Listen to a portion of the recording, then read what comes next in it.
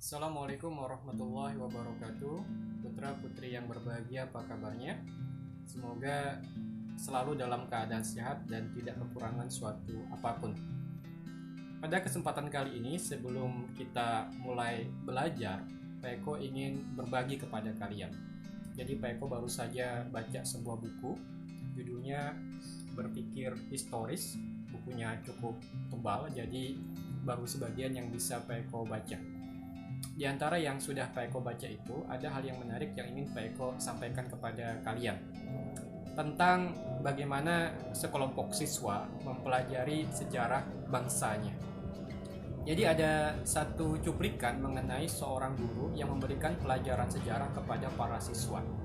Pelajaran sejarah itu terkait dengan kehidupan bangsa Eropa di Perang Dunia Kedua. Pada masa itu terjadi penangkapan dan pemenjaraan terhadap kelompok tertentu yang kemudian mereka mendapatkan perlakuan tidak manusiawi. Hal ini disampaikan oleh guru kepada para siswanya di kelas. Setelah selesai belajar, para siswa diminta untuk membuat tanggapan. Di antara tanggapan yang menarik adalah ada sebagian siswa yang memberikan ide dan saran yang isinya tentang bagaimana orang-orang yang tertangkap dan dipenjarakan itu seharusnya bisa melarikan diri atau bahkan melakukan perlawanan terhadap pihak yang memenjarakan mereka. Mereka bahkan menggambarkan sebuah skema bahwa pihak-pihak yang ditangkap itu bisa kabur dari penjara. Mereka bisa lari lewat pintu yang ini, mereka bisa menjebol jendela yang itu, mereka bisa kabur lewat rute yang ini, dan bahkan merebut senjata dan melakukan perlawanan balik terhadap orang-orang yang menangkapnya. Hal ini menjadi menarik karena sebagian siswa tersebut ternyata menggunakan referensi yang mereka miliki sekarang, menggunakan budaya yang mereka nikmati dan hidup di dalamnya sekarang untuk memberikan solusi terhadap kejadian sejarah di masa lalu. Yang ternyata setelah disejajarkan antara solusi yang mereka tawarkan dengan kejadian sejarah yang sebenarnya, tidak nyambung ya, tidak selaras. Apa-apa yang mereka tawarkan itu sebenarnya tidak mungkin dilakukan di kejadian sejarah yang sebenarnya. Kebanyakan bersifat khayal dan terlalu berlebih-lebihan. Nah, hal ini yang ingin Pak Eko sampaikan pada kalian, mengapa kita perlu untuk mempelajari sejarah bangsa kita. Mengapa kita harus belajar tentang bagaimana proses terbentuknya dasar negara. Mengapa kita harus belajar mengenai proses terbentuknya undang-undang dasar. Hal itu semua ditujukan agar kita lebih menghargai warisan yang diberikan oleh para pendahulu kita terhadap kita, sehingga negara kesatuan Republik Indonesia tetap utuh hingga sekarang. Jangan sampai kemudian kalian menganggap hal-hal tersebut tidak penting hanya karena kalian sekarang hidup dalam budaya yang serba ada. Fasilitas hidup yang kita miliki lengkap, kemudahan hidup kita sudah cukup banyak, sehingga kita menganggap hal-hal yang seperti Pak Eko sampaikan tadi, belajar sejarah, belajar PKN nggak terlalu penting, karena apa sih manfaatnya, apa sih hubungannya dengan yang kita miliki sekarang. Jadi Pak Eko ingin kalian ketika berhadapan dengan tema-tema kesejarahan dalam fokus mata pelajaran kita, PKN, kita bisa lebih menghargai bagaimana proses negara kita terbentuk. Kita kemudian setelah menghargai itu memunculkan sikap-sikap yang positif. Di antaranya misalnya menjaga persatuan, mengedepankan sikap-sikap merangkul daripada memecah belah, tidak mudah menyebarkan isu-isu yang berbahaya terhadap persatuan dan kesatuan bangsa. Semua itu muncul karena kita sadar sekali bahwa negara ini dibentuk lewat proses yang tidak mudah. Kita tidak kemudian menunjukkan sikap-sikap yang berkebalikan dengan tujuan didirikannya bangsa ini oleh para pendahulu kita.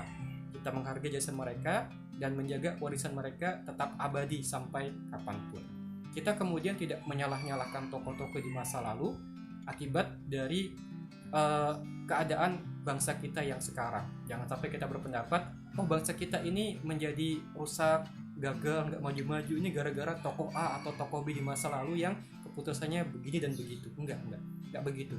Tapi kita selalu mencari sikap positif yang kemudian bisa digunakan untuk membangun bangsa ini sebagai bentuk penghargaan dari apa yang telah dikorbankan oleh para pendahulu kita hingga negara kesatuan kita bisa terbentuk.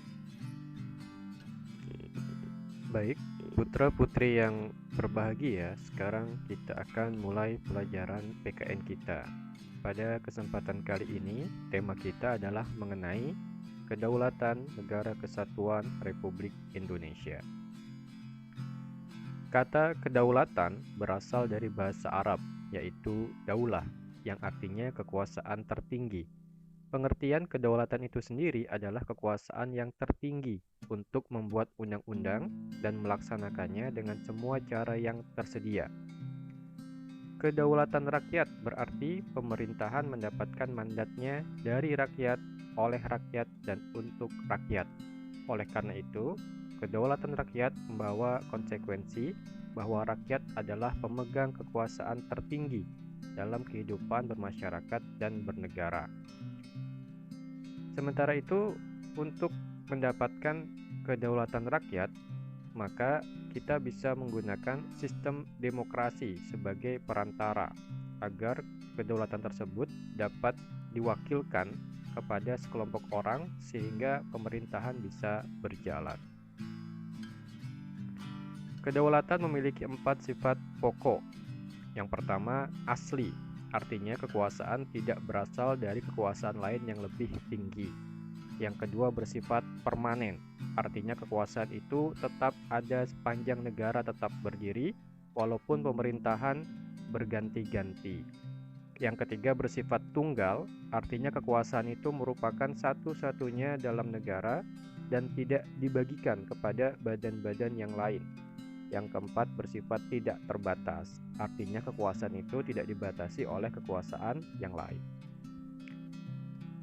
Ada 2 macam bentuk kedaulatan.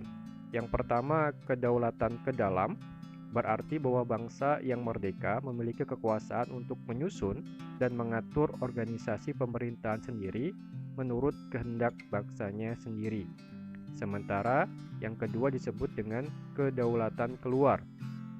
Artinya, suatu bangsa memiliki kekuasaan untuk berhubungan dan bekerja sama dengan bangsa lain tanpa terikat dan terpengaruh oleh kekuasaan-kekuasaan negara lain.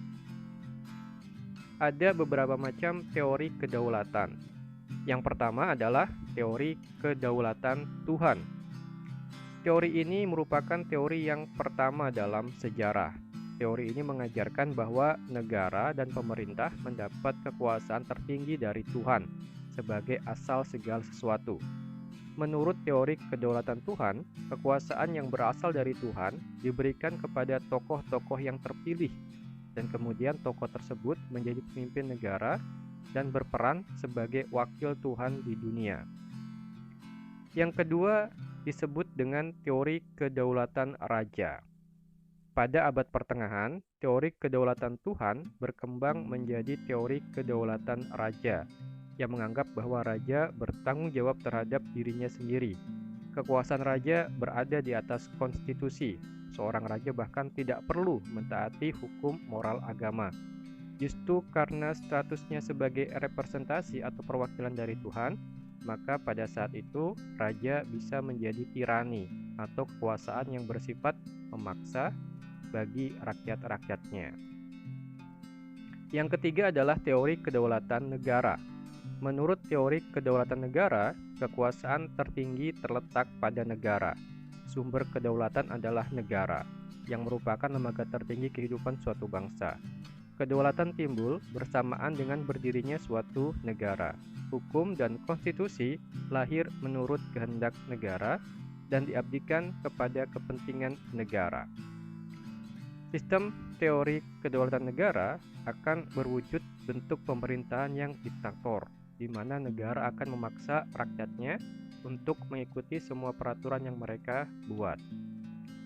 Berikutnya adalah teori kedaulatan hukum. Berdasarkan pemikiran teori kedaulatan hukum, kekuasaan pemerintah berasal dari hukum yang berlaku.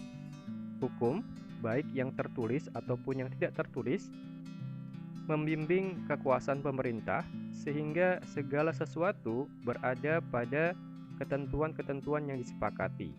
Negara melindungi hak-hak warga negara dan mewujudkan kesejahteraan umum.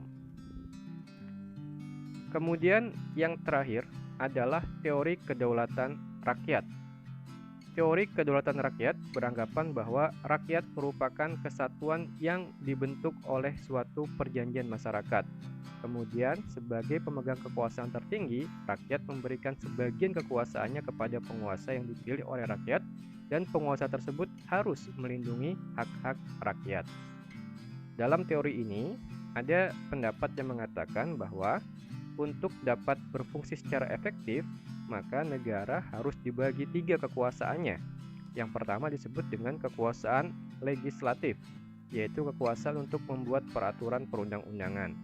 Yang kedua disebut dengan kekuasaan eksekutif, yaitu kekuasaan untuk melaksanakan peraturan perundang-undangan yang berlaku. Yang ketiga adalah kekuasaan yudikatif, yaitu kekuasaan untuk menegakkan peraturan perundang-undangan yang berlaku apabila terjadi pelanggaran. Prinsip-prinsip kedaulatan negara Republik Indonesia. Yang pertama, negara Indonesia adalah negara kesatuan yang berbentuk republik.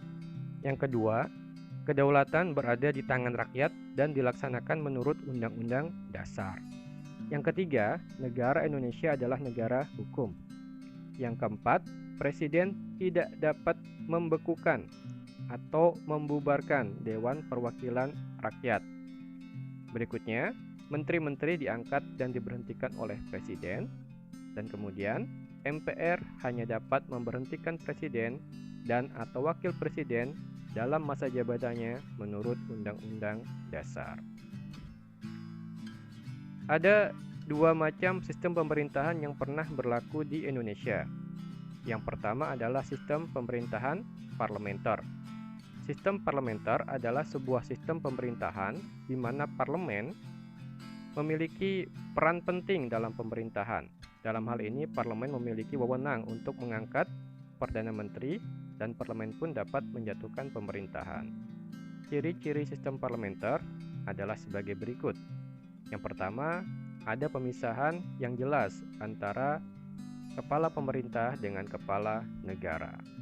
Yang kedua, kepala pemerintahan adalah Perdana Menteri dan kepala negara bisa disebut dengan Raja, Sultan, atau Kaisar, atau Presiden. Terakhir, kepala pemerintahan dipilih oleh parlemen atau Dewan Perwakilan Rakyat. Yang kedua, sistem pemerintahan presidensial. Sistem ini disebut juga dengan sistem pemerintahan kongresional, merupakan sistem pemerintahan negara republik. Pada sistem pemerintahan ini, kekuasaan eksekutif dipilih melalui pemilu dan terpisah dengan kekuasaan legislatif. Ciri-ciri sistem pemerintahan presidensial adalah sebagai berikut. Yang pertama, presiden berkedudukan sebagai kepala pemerintahan sekaligus kepala negara. Yang kedua, kekuasaan eksekutif presiden diangkat berdasarkan demokrasi rakyat dan dipilih langsung oleh mereka atau melalui Badan Perwakilan Rakyat. Ketiga, presiden memiliki hak istimewa untuk mengangkat dan memberhentikan menteri-menterinya. Dan berikutnya adalah menteri-menteri hanya bertanggung jawab terhadap presiden. Sistem inilah yang kita gunakan sekarang dan berlaku di Indonesia. Baik, Pak Eko rasa itu yang bisa Pak Eko jelaskan untuk kesempatan kali ini ya. Pak Eko akhiri, Assalamualaikum warahmatullahi wabarakatuh.